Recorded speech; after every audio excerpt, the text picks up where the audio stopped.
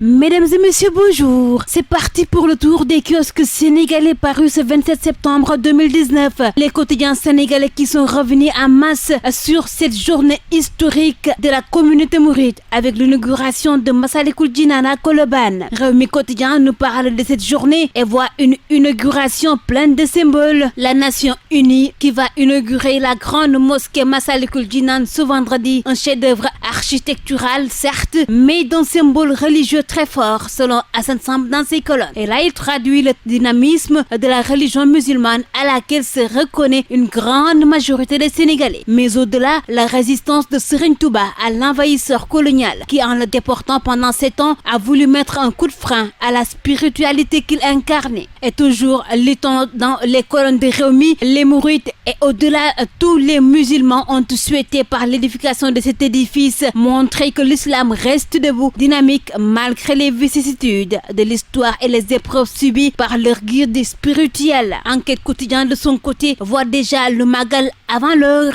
l'épicentre du mouridisme qui s'est déplacé hier à Dakar, selon nos confrères, avec cette ambiance de Magal à la cérémonie officielle. Et là, nos confrères nous parlent aussi de ce hadiya de 200 millions de francs CFA qui a été remis au khalife général des Mourides par Makiyu Faye, Serigne Mountakha Mbacké, qui revivifie le wird de Mahfouz et recommande sa propagation, selon nos confrères. Mais la Tribune voit autre chose dans cette inauguration. C'est cette rencontre entre Macky Sall et Maître Wade à Massalikul Jinane, l'heure de la possible réconciliation. Ainsi titrent nos confrères qui nous signalent qu'aujourd'hui vendredi, si cet événement parvient à réconcilier les présidents Abdoulaye Wade et Macky Sall, ce sera un pas de plus vers la consolidation du dialogue politique en cours. D'ailleurs, si l'on en croit toujours nos confrères, de nombreux Sénégalais souhaitent la réconciliation entre le pape Dussopi et le président Macky Sall in petto. Et l'occasion est bonne pour ne pas être saisi. Ce jour d'inauguration de la mosquée Massalikul Jinane, coïncident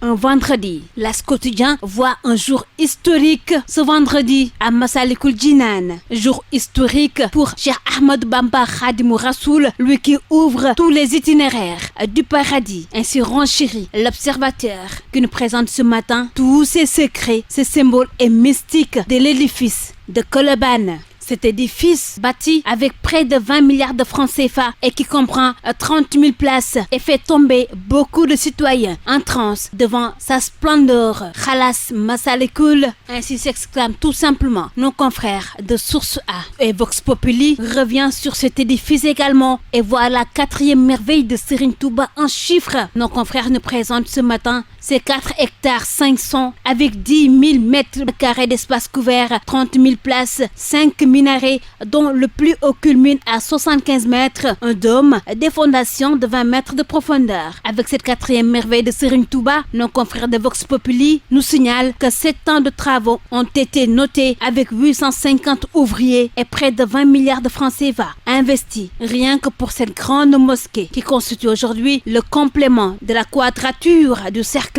après la mosquée de Diourbel, la mosquée de Touba et la mosquée de Darou Mouhty. Et justement, Dakar Times voit l'une des plus belles mosquées d'Afrique, de la mosquée Hassan II à la mosquée Djouma de Durban, en passant par la grande mosquée de Dakar ou encore la nouvelle merveille de Massalikul Jinane. L'Afrique regorge de magnifiques mosquées si l'on en croit nos confrères. Et la Wana Team nous a fait découvrir ce matin les plus belles mosquées d'Afrique dans ce quotidien. Autre sujet qui a aussi intéressé le journal de ce matin, c'est bien sûr cette rentrée des classes. Et revenant dans Rewmi Quotidien, l'on nous signale que le QCEMS exige un plan Orsec dans toutes les écoles inondées du Sénégal. Le cadre unitaire syndical des enseignants du moyen secondaire veut une rentrée scolaire apaisée pour l'année 2019-2020. Et selon nos confrères, la structure qui plaide pour une meilleure qualité de l'enseignement et pour l'amélioration des conditions de travail des enseignants exige la mise en place d'un plan Orsec au niveau de certains établissements inondables. Et pendant ce temps, Libération s'intéresse à ce scandale, aux études. C'est par rapport à l'élaboration d'un plan de mobilité urbaine pour Dakar. Dans ce quotidien, l'on nous signale que le marché a été attribué dans des conditions troublantes à Transitec et désavoué le DG de cette étude. Il écrit au juge des marchés publics pour signer un gré à gré avec Transitec et l'ARMP, selon nos confrères, demande au DG de cette étude d'aller voir ailleurs. Et selon toujours nos confrères, le Sénégal risque de perdre même le financement, en plus du retard sur le projet des BRT, à cause de ce scandale